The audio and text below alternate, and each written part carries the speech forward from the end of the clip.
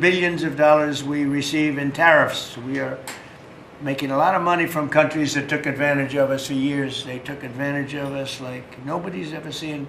Our deficits are way down because of tariffs. I guess because of the election, because without the election you wouldn't have tariffs. You'd be sitting here losing your shirt. But we're taking in billions. We're really taking in trillions of dollars, if you think about it, Scott, because the real numbers, when you think of all the money being poured into the country for new auto plants and all of the other things, AI. So what we're doing is we're taking a relatively small portion of that, and we're going to be giving and providing it to the farmers in economic assistance. And we love our farmers, and as you know, the farmers like me, because based on voting trends, you could call it voting trends or anything else, but they're great people. They're the backbone of our country. So we're going to use that money to provide $12 billion in economic assistance to American farmers. $12 billion is a lot of money, Meryl. What do you think? Peanuts for you, though, right? Peanuts. She's a farmer of rice. This relief will provide much-needed certainty to farmers as they get this year's harvest to market and look ahead to next year's crops. And it'll help them continue their efforts to lower food prices for American families. And again, we inherited something that we inherited the worst inflation in the history of our country, and we're taking care of it. Farmers are an indispensable national asset, part of the backbone of America. I've always felt it so strongly. They're so important. Unfortunately, under sleepy Joe Biden, he's a sleepy guy, our farmers were crushed by the worst inflation in modern history and crippling restrictions on energy, water, and countless other necessities for farmers. And what they did to the farmer in terms of putting the brakes on was just absolutely unacceptable.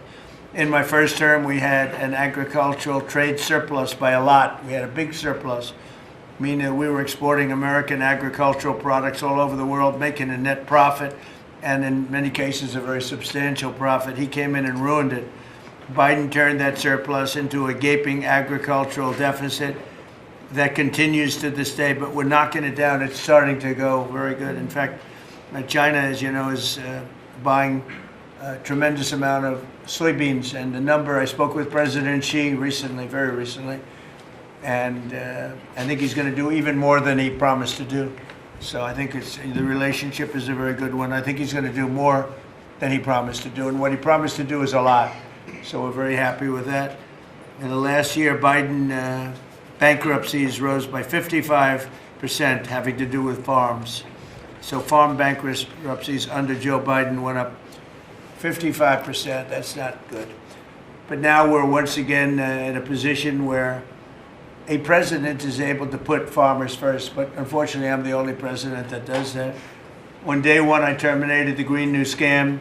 Energy prices are down, gasoline prices are down. We've slashed record numbers of crippling regulations, and we're working on huge trade deals, already securing $60 billion in agricultural purchase commitments. And Biden made none. He didn't make any trade deals having to do with the farmers or any of it. It's crazy.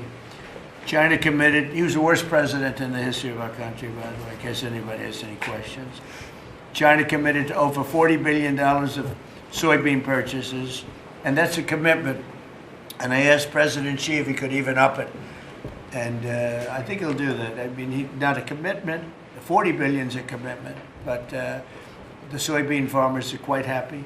Since my successful meeting in South Korea with President Xi, purchases have been made and soybeans are being exported out of the United States to China as we speak. And I say that our soybeans, I told this to President Xi, our soybeans are more nutritious than competitors. Somebody said, is that a Trump statement or is that real? In fact, you know who asked me that question? President Xi asked me that question. He said, really, I had never heard of it. And he was a food purchaser for a long time. But that's what I hear. And Japan agreed to $8 billion in purchases of corn, soybeans, ethanol, fertilizer, aviation, biofuel, and rice. You know, Japan never bought rice from anybody else. It's like a very important thing to them.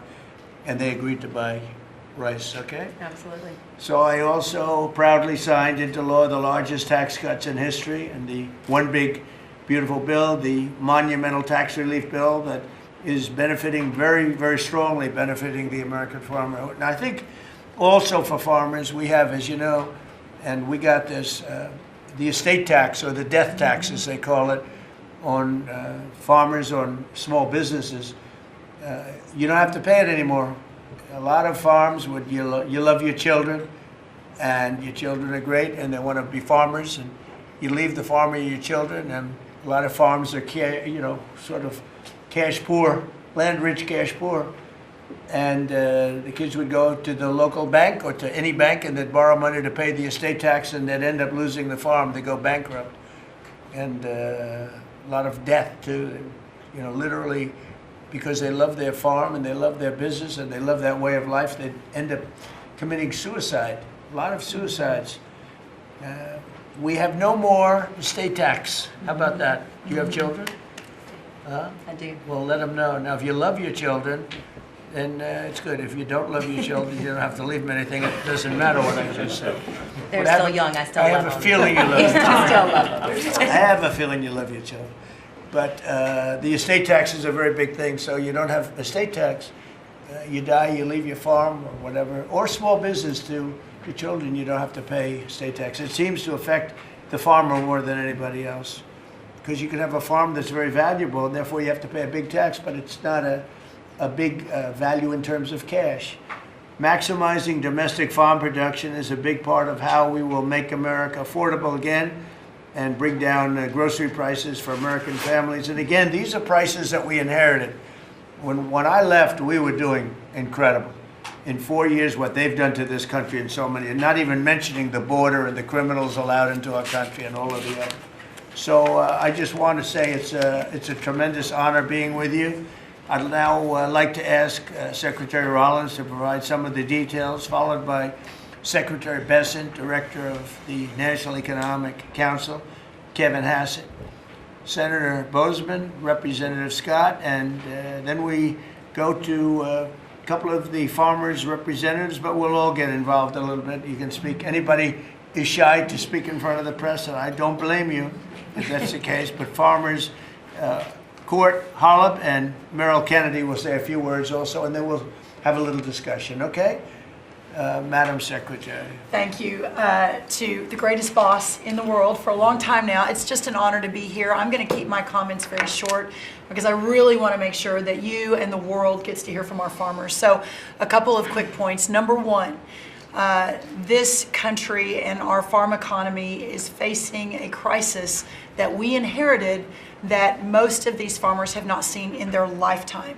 Profitability is down. It's just one crisis after another. When we came into office, or when you did, and you were sworn in on January the 20th, as you mentioned, not one new trade deal had been struck in 4 years.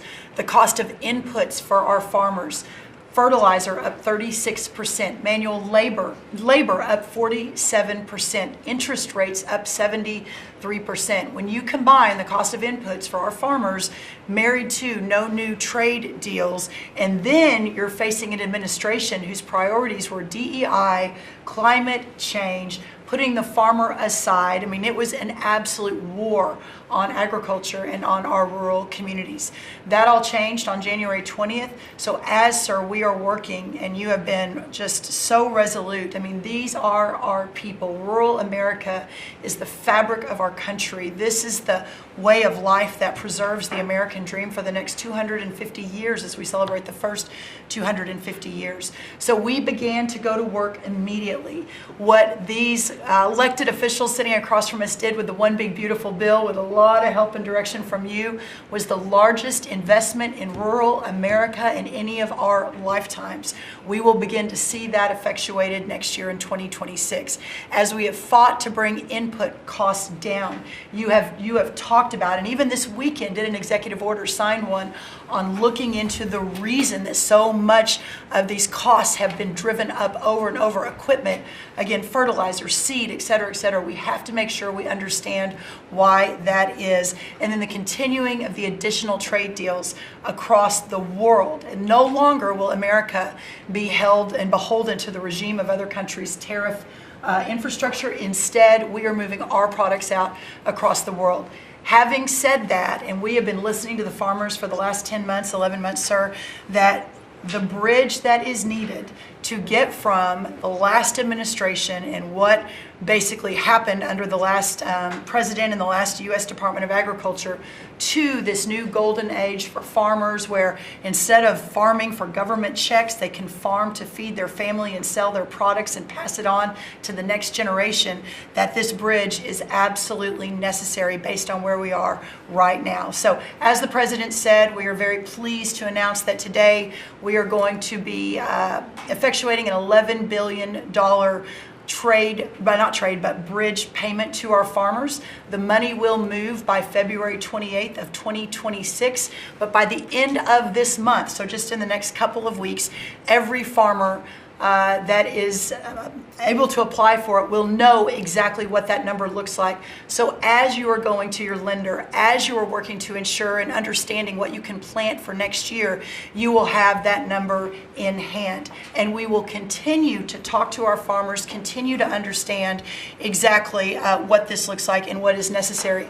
The final thing I'll say is 12 billion. Well, we're holding $1 billion back. So today we are announcing $11 billion.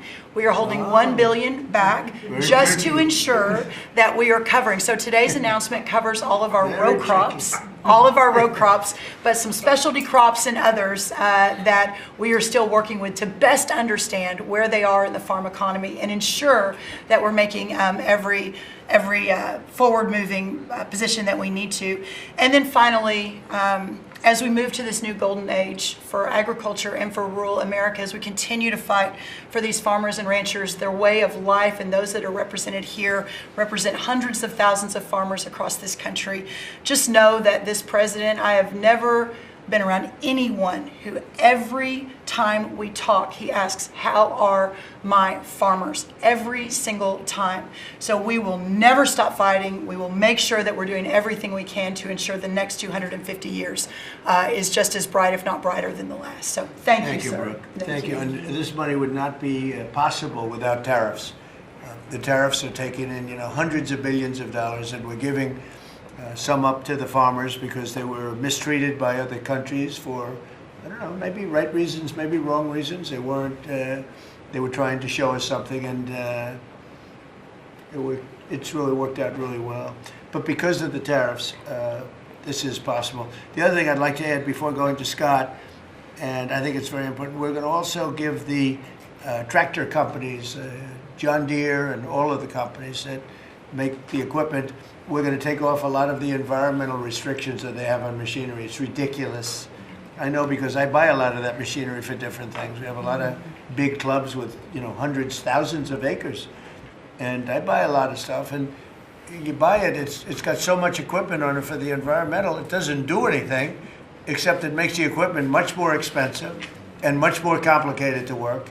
And it's not as good as the old days. And we're going to take a lot of that nonsense off of the equipment, which is going to reduce, and we're going to do it, and we're going to say you're going to reduce the prices. We're not going to do it and they're not going to reduce. They're going to have to reduce their prices because farming equipment has gotten too expensive. And a lot of the reason is because they put these environmental excesses on the equipment, which don't do a damn thing except make it complicated, make it impractical. And you really have to be, in many cases, you need about 185 IQ to turn on a lawnmower. Now, so we're going to take that off, that crap off that they put on Biden mostly, and we're going to take that off. So that's going to make that'll bring down the equipment prices a lot. That's right. And we're going to do that immediately. You're going to work with Lee Zeldin, who's not here, is doing a fantastic job, and Lee is going to work that out. And that would be most of it. It's crazy. The machines, they're always under repair because they're so complicated that you can't fix them. The old days you used to fix it yourself. Now you can't do that. You have to be a PhD from, let's say, MIT. Okay, so we're going to get that done. Scott, please go ahead. Good. Thank you, Mr. President. Thank you to the farmers to join us today. And I will tell all of you here that when either in person or when we are on a call with President Xi, the first thing the president asking for is more soybean purchases. That's right. We don't talk about geopolitics. We don't talk about trade. It's about soybean We purchases. don't even say hello. We immediately start. Soybean. true. We start with the soybean, please. Could you do a little? It's always could you do a little more? So, and I think President Xi has heard President Trump. This group represents an American way of life that has fed our nation and its spirit for hundreds of years. You are the caretakers of the most productive agricultural country on earth. You drive hundreds of billions of dollars in exports, support millions of jobs, and keep America's economy running strong. And this administration is committed to keeping it that way. By putting farmers first, President Trump is ushering in a new golden age for agriculture. The President's $11 billion relief package for America's farmers comes at a critical time. These direct payments will give producers the breathing room they need to market this year's harvest and plan for next season. This serves as a liquidity bridge during a period of adjustment, supporting the strongest agricultural sector in the world. Add this to President's success in reining in Biden-era inflation.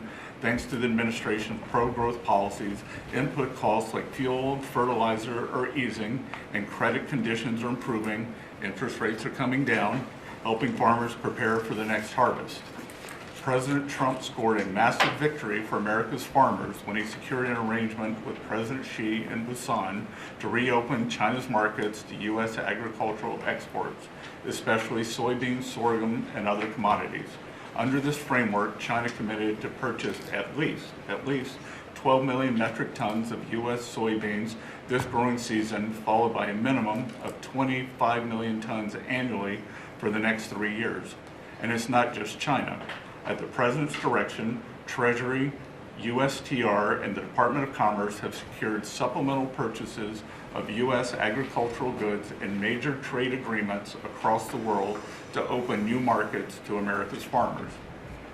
The One Big Beautiful Bill also delivered transformative benefits for America's small farmers. It locked in full expensing for farm equipment and 100% expensing for farm structures built during the President's term. I believe Representative Scott and a group in the House, we were originally just going to do factories, and they called us and said, you need to do farm structures too, and the President said, we're all in.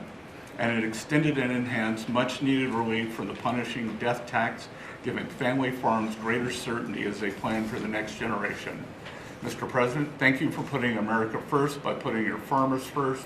Through pro-growth, pro-farm agenda, you are ushering in a new golden age of American agriculture, and Treasury is proud to help in this. Thank you, Scott. You know what we'll do? We're going to go a little faster because the last meeting we had was 3 hours. We're the most transparent group, so if we can go faster, it'll be great. And then we'll take some questions from the fake news. Is that okay? Kevin, go real fast, Kevin. Yeah, I could go really fast, sir. Yeah. Sir, the farm economy, you always ask me to just get a few numbers to put it in perspective. And as I've looked through the incredible performance of these people that work so hard and are such important people for keeping communities alive, the thing that struck me the most, because you and I were here in the White House during COVID, is that during those terrible COVID times, farm production didn't go down. Like these farmers, they went to work every day and they produced so much. But then Joe Biden came in, so we had COVID, and farm production didn't go down. And then Joe Biden came in, and he really wrecked the farm economy. And so during Biden's term, 150,000 farms closed, sir. 150,000 farms closed after we went through COVID, and we didn't have a problem. Now, why did we do it? Why were we able to do that? I'm going fast. The first is that, do you know that expenses for farms fell 5% while we were here because of all the things that we did, expensing and everything else? But under Joe Biden, they went up 13% because of all the regulations, energy, everything else. But the thing that really jumped out at me the most is because you had high growth and low inflation. Interest expense for the farm economy fell $120 million per year while you were there in the White House. But under Joe Biden, it increased by $8 billion per year. And so you wonder why it is that we need this $11 billion, maybe $12 billion to build a bridge loan to America's farmers. It's because we know how to fix it, but there really was a hole that was dug in the previous administration. Thank you. Hope it's Thank fast you enough. very much. Good, that's good. That's good. Appreciate it. Senator, please. Yes, sir. No, thank you so much. Thank you for convening us this great announcement and all your hard work for farmers. I think I was reading the clips, and I think yesterday you talked about, Mr. Secretary, about farmers needing certainty, and which is so true. This bridge note is one of those things that provides certainty. I also, as I was reading that, thought to myself, the one thing that farmers can be certain of is the fact that you've got their back, and you proved that through the years, in the last administration and now this. I was giving a presentation to the Senate a while back, and I was talking about us having the cheapest, safest food supply of any place in the world. It's not just about the farmers in rural America. And so Marco Rubio was sitting by me prior to coming over here and becoming the great Secretary of State. But he punched me and said, "John, always remind him," he was head of the Committee on Intelligence. He punched me, he said, "Always remind them, food security is national security."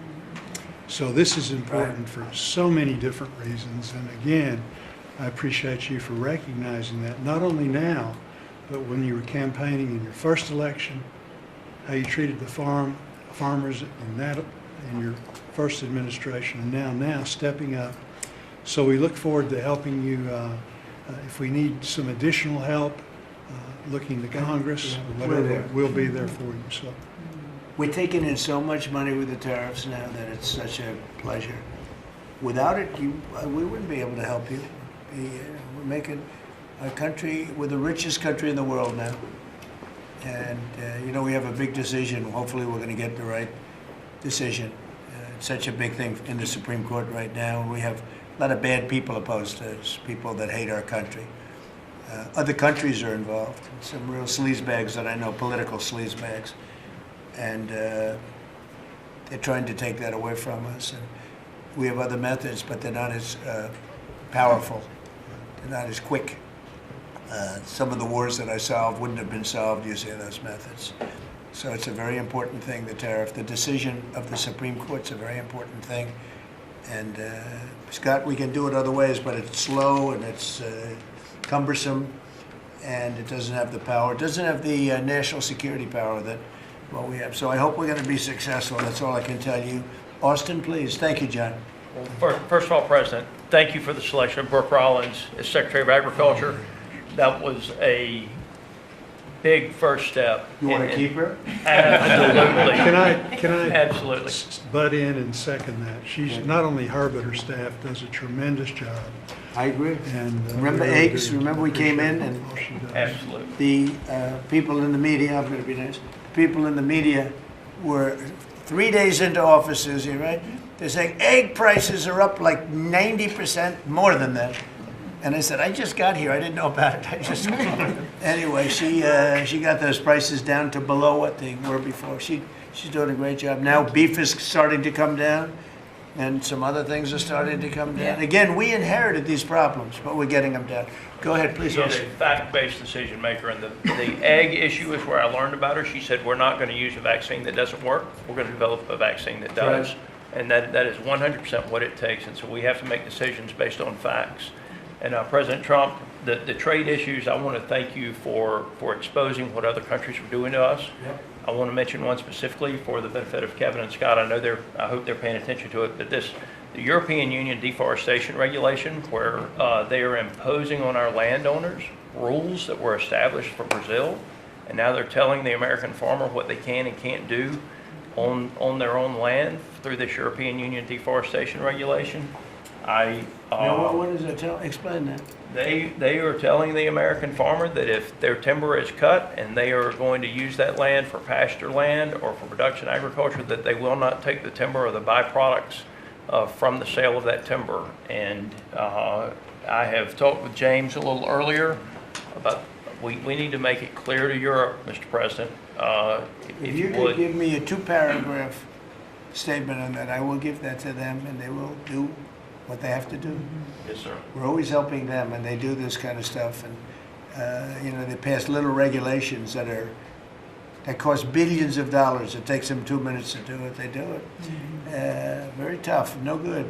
You give me a couple of paragraphs. That's all. We don't have to do a lengthy study, and I'll get that changed fast. Okay? Thank you very much, President. We love you. It's incredible. It's incredible. I mean, every day it's something else. A country that can't feed itself doesn't know what freedom is. And so thank you for making sure that our farmers have the tools that they need so that we as a country can feed ourselves. Well, just what you said to me about, the European Union, and that guy's the European Union, right?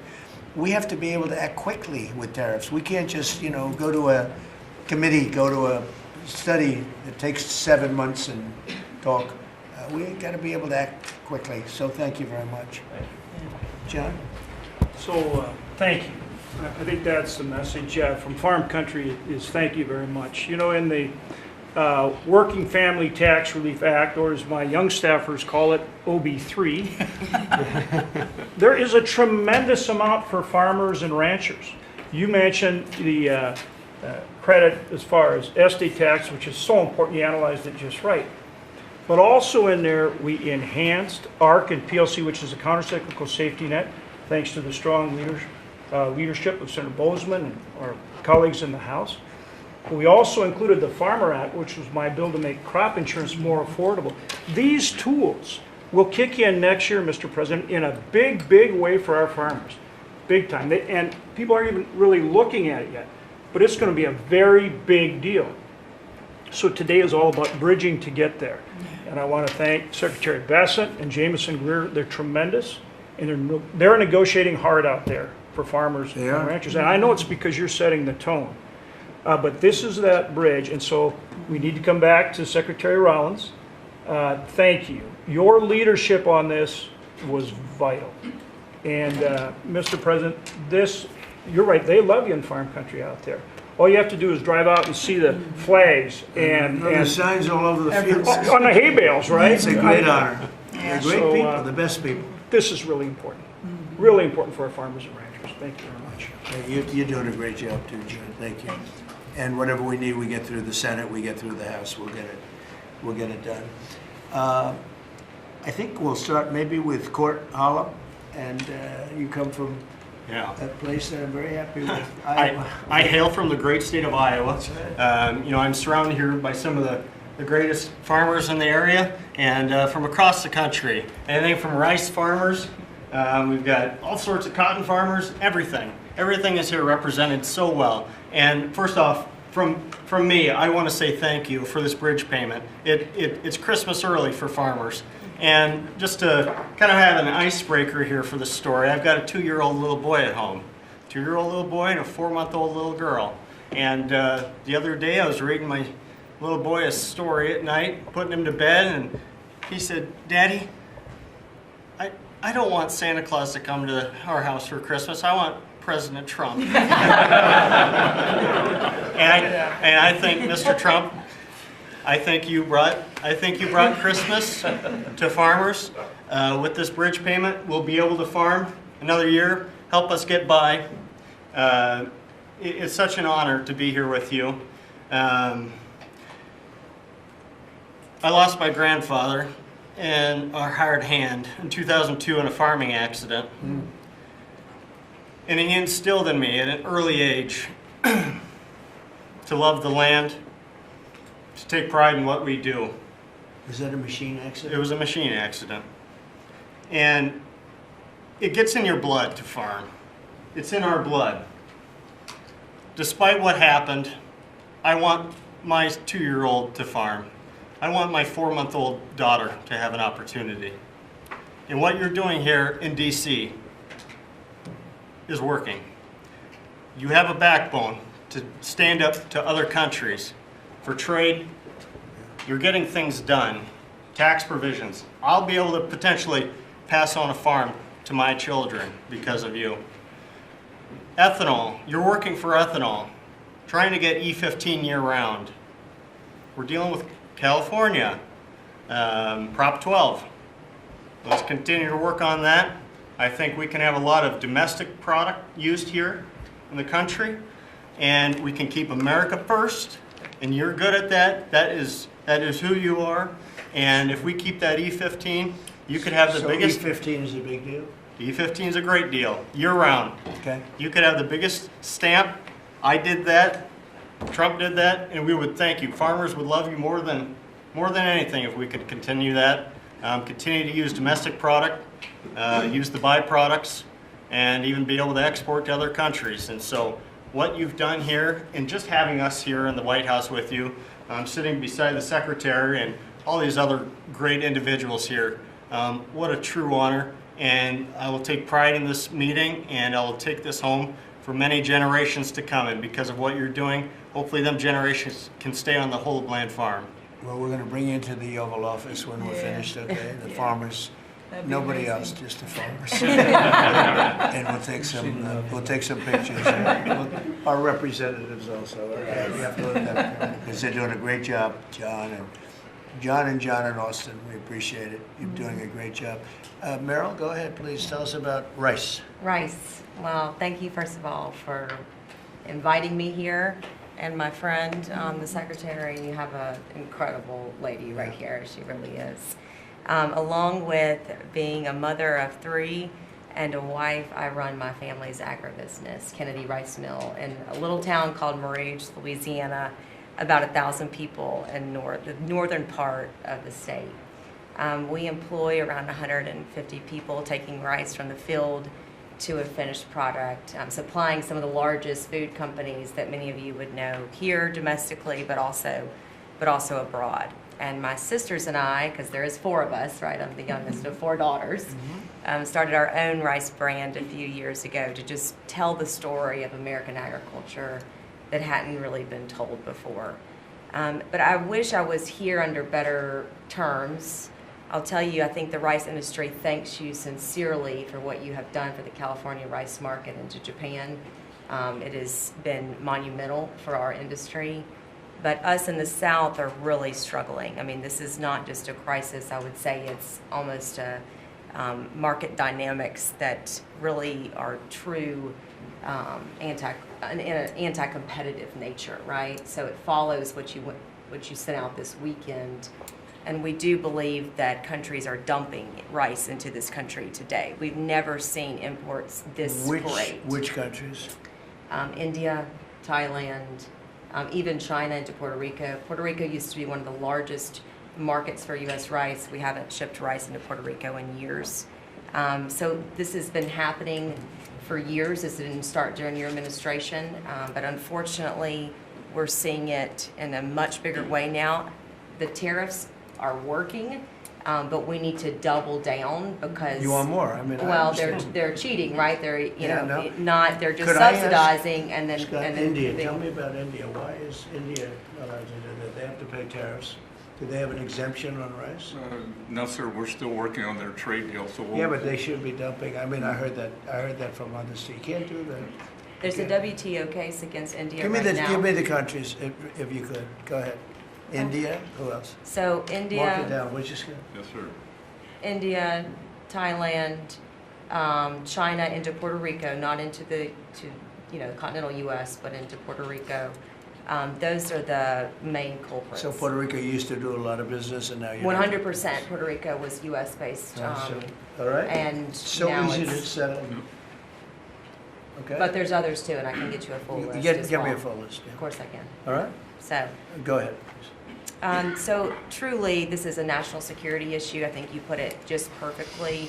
And so I want for all of us in the room to know that rice is more than just a commodity. It's a currency in many of these And countries. you love rice, right? I You love love rice. Yes, I'm going to get you to love rice too. The next time you're not going to have a button for a Coke, you're going to have a button for a rice. Get a little bit of rice. But The farmers our- love what they do. yeah, It's true. Well, our farmers can feed this nation and many nations abroad, but we need fair trade, not free trade. And so we appreciate what you've done today. We appreciate what you did in the big, beautiful bill. I mean, my word, you really changed reference prices. And, we're hopeful that we can even move that further. I know that rice prices right now are the lowest they've been in over 40 years, so we're going to struggle. We're going to max out on our payments probably. So that's something that I know those in Congress can potentially help us with to change. But again, we appreciate everything you're doing. That's solved so quickly with tariffs to these countries that are illegally shipping. It's solved, your problem is solved in one day. That's why we have to win the Supreme Court case. In one day, that problem's solved. It's so unfair. They go out of business. They put everyone out of business. That's what they did to our car industry. We lost more than 50% of our car industry because of that. We lost our chip industry. It went to Taiwan because of that. If you had a president that said, no, you can't do that, it's 100% or 200% tariff on chips if you make them outside of the United, we would have never lost our chip industry. But we're going to have 40 or 50% of it back very shortly because they're all coming in now from Taiwan. They're building chip companies. But it's the same thing with rice. Thank you, darling, very much. Thank Really you. nice. Well, it'll be good. We'll Thank you. get it solved very quickly. We just need the countries. We just give us the names of the countries. Yeah. Tariffs, They again, own the it largest solves the brands. problem in 2 minutes. Yeah, they've bought the largest brands at retail too, right? So they have an incentive to subsidize their products so that they can keep it on the Yeah, shelf. who did that? The Indians own the 2 largest brands. And we'll take care of it. It's Thank it's so easy. So, do you have any questions? Yes, President Trump. How are How you? about keeping it on farming? Well, your team answered Supposed all to of my questions on votes. farming, but I do. Something. Do you have a farm Mr. question? President, in the interest of affordability with this aid package, I assume that that's something you want consumers to see before midterms next year. How quickly will that affect prices at the grocery store? Well, I think the prices are going to be going down already. I mean, the prices are way down. We brought prices way down from what it was. We inherited high prices. We inherited the biggest inflation in the history of our country. That means prices going up. And we brought it down very substantially. Now inflation is essentially gone. We have it normalized, and it'll go down even a little bit further. You don't want it to be deflation either. You have to be careful. But we brought it way down. We had inflation that was the highest in the history of our country. They say 48 years, but I say the history. 48 years is pretty bad too, right? So we're solving those problems. President Trump, We're bringing them way down, yeah. Would you consider MAHA incentives for farmers that go by MAHA guidelines? Well, a lot of the farmers like those MAHA guidelines, yeah. So, Yes, I sir. mean, they do. We like MAHA. How do you feel about Yeah, that? let me answer that. So this is another reason, I didn't mention it, but this is another reason I think that what we're moving into is a golden age for agriculture. As Secretary Kennedy and I, and across our cabinet with the president's leadership, focusing on making America healthy again, the undergirding foundational effort in that is our agriculture industry. It is our farmers and our ranchers. So as the new dietary guidelines come out in early January, where USDA alone spends $400 million a day on nutrition programs, that's a whole other SNAP, fraud, et cetera. But when you think about what a market mover that is, as we begin to move the market toward more locally produced, American-made, healthier products closer to the schools, the hospitals, et cetera, you again begin to open up so much of the market for the great products produced by these farmers instead of ultra-processed foods out of a box. So there's a lot that's going to be coming on that as well. I'm really excited. President, I have one more question. It's not related to farming, but if you'll entertain, I'm Kara from Lindell TV, Kara Kashnov, and I'm not fake news, just so you know. And everybody's talking about the pipe bomber over the weekend, the suspect that was taken into custody. I reported on Biden's kangaroo court for 4 years, and this is an important question to me. Everyone knows that J6 was a Fed's direction to set you and your supporters up. So my question is, what's your gut instinct about the new pipe bomber suspect taken into custody? Does your instinct tell you that he acted alone? And also, Mr. President, how do you feel about the lead prosecutor on the pipe bomber case? Jocelyn Ballantine is the same prosecutor that allegedly asked the J6er to lie to frame you for J6 when you did nothing wrong. What are your thoughts? Well, thank you. I really appreciate that question. It's sort of a statement, and I appreciate it very much. Jocelyn is being looked at. They all have to be looked at. What they're doing is so bad. This was a whole Democrat hoax. The whole thing was a Democrat hoax, and it's all being looked at. I appreciate Is that. this the final aid package, Mr. President, or is more expected? Is this the final aid package, farm aid It package? depends on where we go. China's buying a lot. Other countries are buying a lot. And, you know, the interesting thing about the farm, they don't want aid. They want to just have a level playing field. No, please. I've seen that more with farmers than anybody else, any other industry, right, Deb? Right. We've seen it more with farmers where I've had meetings like this, and primarily in the first term, and we did a great job. We turned it around. This is going to be the golden age. But the farmers don't want aid. They want to have a level playing field, because if they have a level playing field, they'll do better than anybody else. They're better than anybody else. Our product is incredible. Our machinery is incredible, right? I mean, we do have the best machines. It's a very big statement I made, though. The environmental excess that we have put onto our tractors and all of our machinery. Do you all agree with that, by the way? You don't know. It's got to go. It doesn't do anything except make the machines break all the time. Yeah. And I must say, I like to buy old machinery. I said, buy old, Yes. because it's better. The new stuff is terrible. It never works. Never works. Mr. President, you said that you would have no, Listen to Mr. this. President, you said you would have no problem with releasing the full video of that strike on September 2nd off the coast of Venezuela. Secretary Hegseth I now didn't say says, that. You said that. I didn't say that. This is ABC fake news. you said that you would have no problem releasing the full bit. Okay, well, Secretary No, Hegseth, whatever Hegseth wants to do is okay with me. he now says it's under review. Are you ordering the secretary to release that full video? Whatever he decides is okay with me. So every boat we knock out of the water, every boat, we save 25,000 American lives. That was a boat loaded up with drugs. I saw the video. They were trying to turn the boat back to where it could float. And we didn't want to see that, because that boat was loaded up with drugs just like everything else. But every boat we shoot down, and I don't know if you know, we're 92 or 94% down in drugs coming in by the sea. And we're trying to find who are the 6%, because I don't know, people aren't liking to drive boats right now loaded up with drugs. But every single, think of that, every single boat we shoot out, on average, we save 25,000 American lives. Do you feel okay about that, Court? Keep us safe. Okay, I know my man. What about you? Are you okay with that? Totally fine with Are you that. committed to releasing the full video? Didn't I just tell you that? You said that it was You're up the to most Secretary Hegseth. obnoxious reporter in the whole place. Let me just tell you, you are an obnoxious, actually a terrible reporter. And it's always the same thing with you. I told you, whatever Pete Hegseth wants to do is okay with me. Touching on the President midterms, Trump. and I just have a quick question. There's at least 20 House Republicans who have either said they're going to retire or not run again. Do you And have any Democrats concerns also. about the And Democrats Right. also. Do you have Well, any? why don't you mention them? How many Democrats are going to retire? Do you, How many well, Democrats? well, that's what I was going to No, ask no, you. but Do you why don't have you tell me any the number of concerns? Democrats too? You Well, tell me are about. you concerned about the narrow margins? And No, I'm not concerned. I think we're going to do Congresswoman well. Elise Stefanik is among them, and We will have the Nassau greatest County economy. Bruce Blakeman, who you know as well, is considering running for We're going governor. to have the greatest economy in history. How many Democrats are retiring? How come you only know the Republicans but not the Because I Democrats? came prepared to ask you a question about. No, no, you're unprepared because you should know the Democrats. You're totally unprepared. Go ahead. Well, can I ask a quick Who follow-up are you with? about? Who are you with? I'm with New York Newsday, and I also have a quick follow-up. Congresswoman Elise Stefanik is among those who is running for She's New York great. governor. She's great. Bruce Blakeman, who you also know He's is now also great. Are you planning on making any Well, I'll endorsements? think or about it, having but any he's choices great on- and she's great. They're both great people. We have a lot of great people in the Republican Party. Go ahead. Can I get back to farming? Yeah, So you, so you talked about the profitability issue, the machinery playing a role in that. I know Right. fertilizer plays another role in that. That's A lot right. of that, the way I understand it, it comes in from Canada, different countries like that. What are we doing to bolster domestic fertilizer production to help make that more affordable? And then I think that will transition Well, one down of the pipe. things, a lot of it does come in from Canada. And so we'll end up putting very severe tariffs on that if we have to, because that's the way you want to bolster here, and we can do it here.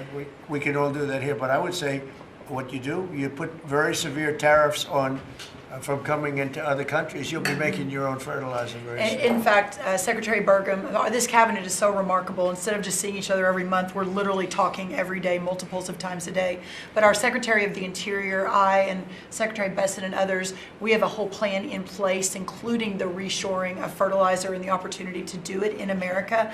Having said that, we've also, per the President's guidance, issued a directive, these fertilizer companies, the seed companies, the equipment companies, all of the above, as our farmers have struggled year over year, the meat packing companies continue to make, a lot of money, hand over fist, a lot of foreign-owned companies.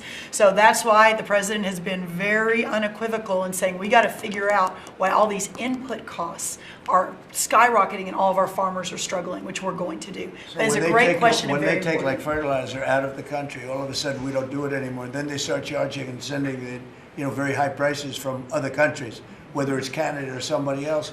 We're not going to let that happen. Okay? Mr. President, on the $12 quality of foreign produce, you spoke about soybeans and how the quality here in the United States obviously is a lot better. That's what I've heard. Yeah, is the default of this administration, because that's an issue I understand with root vegetables, citrus as well. Is the default of this administration that even if it's a little bit more expensive homegrown, you will choose homegrown over cheaper produce abroad? I like homegrown. Some things we can't grow because we don't have the heat. There are some things, little delicacies, or maybe not such delicacies, but they grow better in warmer climates, very warm climates actually. But for the most part, I like homegrown. Mr. President, thank you. One on this announcement and then one on foreign policy, if I may. Are you open to tapping into tariff revenue again, should farmers find they need additional relief to get to that level? Yeah, I am. If we're going to make the farmers so strong, and I'm not even talking about financially, because they just want to be able to produce what they can produce, and we're going to make them so strong that it will be indeed a golden age for farmers. And then on Russia and We had it going in the first administration, and then Biden came in and ruined everything. They had no idea what they were. They did. I mean, I think they hated the farmer. I love the farmer. That's why I got 94% of the vote from the farmers. But they hated the farmers. I love the farmers. Go ahead. And then on Russia and Ukraine, obviously your administration has been having talks with each side. Given that there is no peace deal at this point, will your administration stay engaged in those talks to effort a peace deal? We just want to see people stop from being killed. We don't, as you know, Joe Biden gave them $350 billion. And I gave them nothing. I did give them javelins at the beginning and knocked out a hell of a lot of attacks. But and Obama gave sheets. Remember, Obama gave sheets and I gave javelins. But no, we have a great situation going over there, except for one problem. You got a lot of people dying, and I want to see that stop. So you have mostly Ukrainian soldiers and Russian soldiers.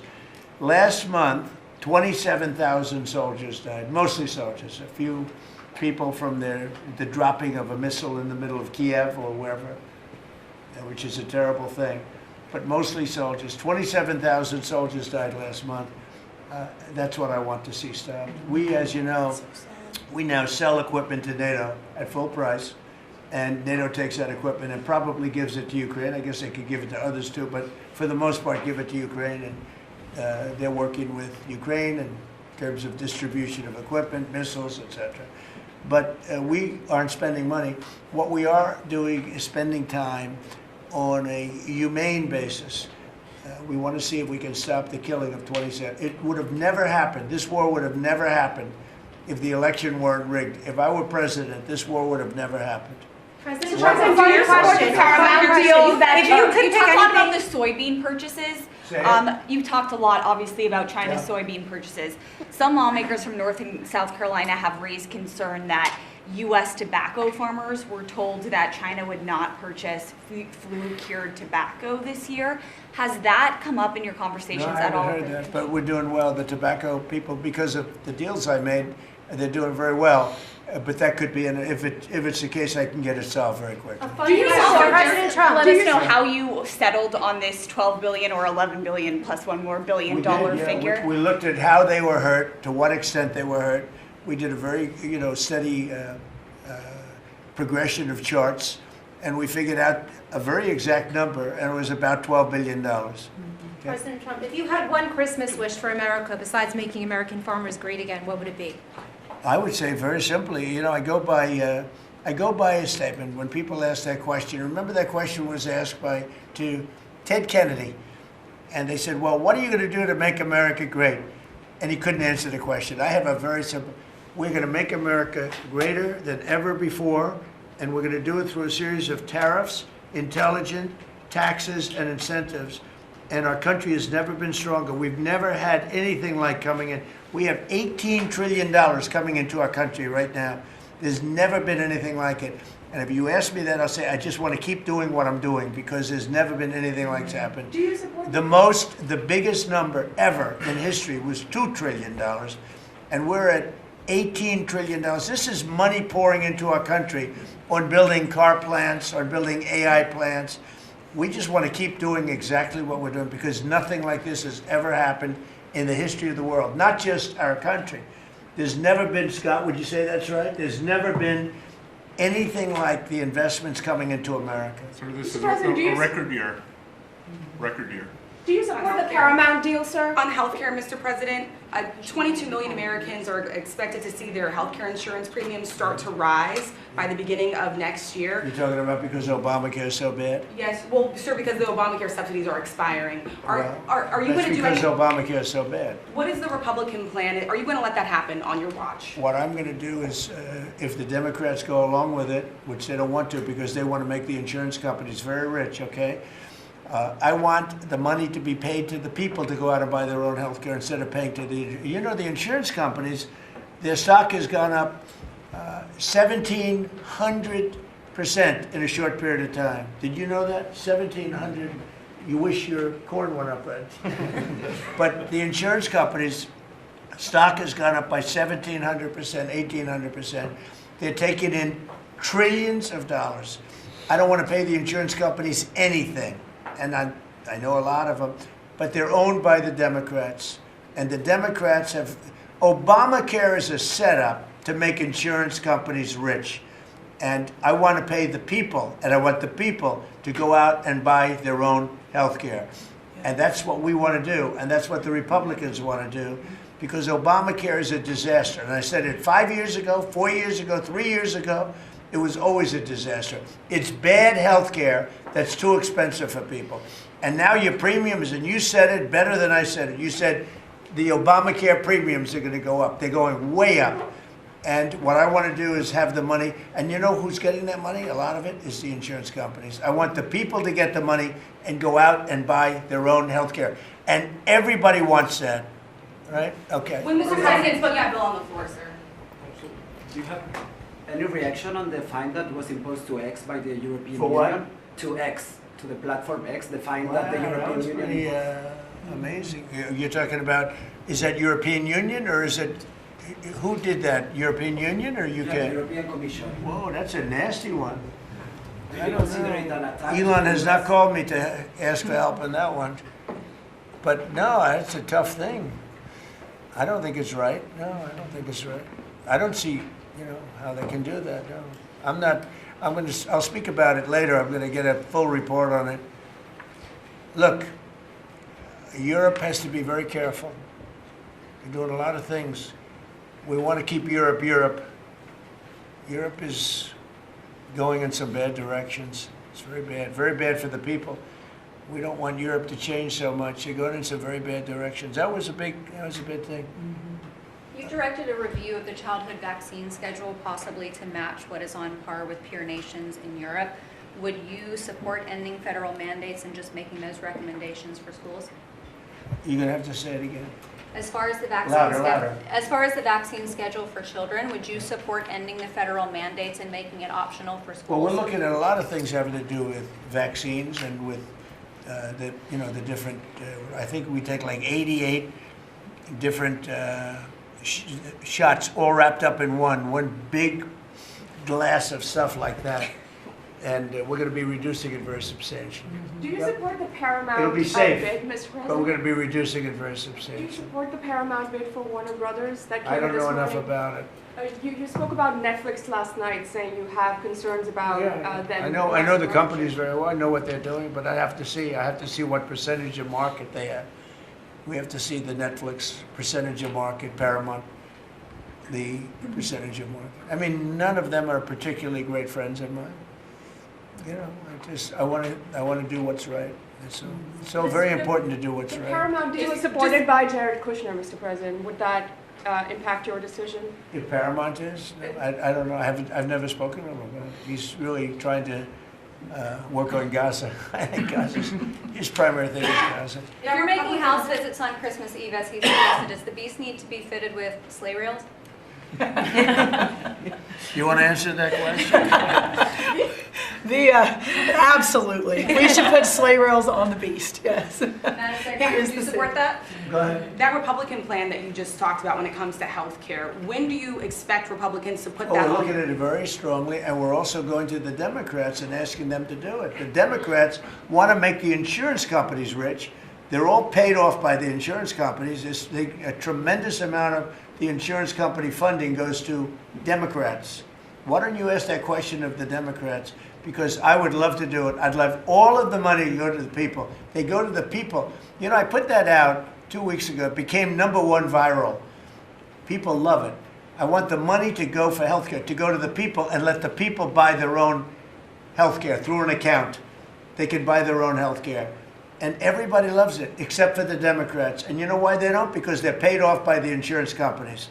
Okay, what else? Yeah, Alina Habba says she's stepping down as U.S. Attorney for the District of New Jersey after the courts disqualified her. Do you have any comment on that? Well, she's not disqualified. You've got a blue slip thing that's horrible. It's a horrible thing. It makes it impossible to appoint a judge or a U.S. attorney, and it's a shame. And the Republicans should be ashamed of themselves that they allow this to go on, because I can't appoint a U.S. attorney that's not a Democrat, because they put a block on it. So if you appoint in Virginia or in New Jersey or in California a U.S. attorney or a judge, I mean, a judge situation is ridiculous. The only people that you can get by are Democrats, because they will put a hold on it.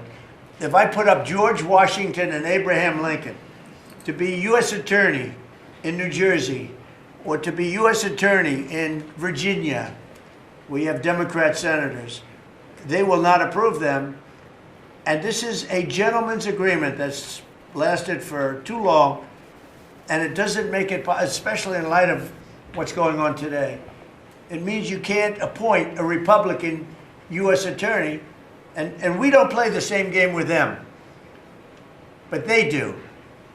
And I hope that somebody speaks to Senator Grassley about doing something about the blue slip, because I'm telling you, John, I put up great people, top people, highest education, the best lawyers to be like U.S. attorney, and both senators, it only takes one, but if they're Democrat senators, they say we're not going to approve it.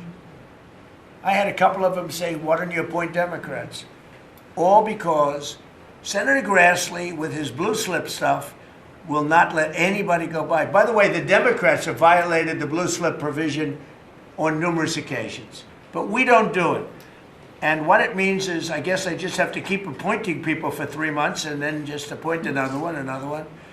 And it's a very sad situation. We're losing a lot of great people. We have about 7 U.S. attorneys who are not going to be able to keep their jobs much longer because of the blue slip.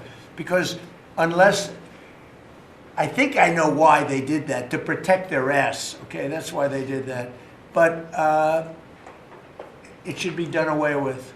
I want to be able to appoint the most highly educated, the most respected people. They can't keep their jobs because of the blue slips. Terrible. Okay, thank you very much, everybody. Thank you. The farmers, let's come into the Oval Office. All right, Deb, come on. We're going to go into the Oval Office. You're going to see what a real office is. You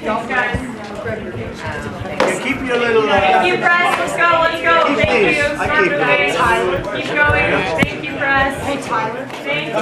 Thank you, press. Let's go. Let's go. Thank you. Thank you, press. Keep going. Keep going. I know. Thank you. Hey, Deb, Thank you, press. you know I cannot appoint anybody. Huh? I can't appoint anybody. They're unplugged. Everybody I've appointed, their time is expired. And then they're in default. And then we're losing cases.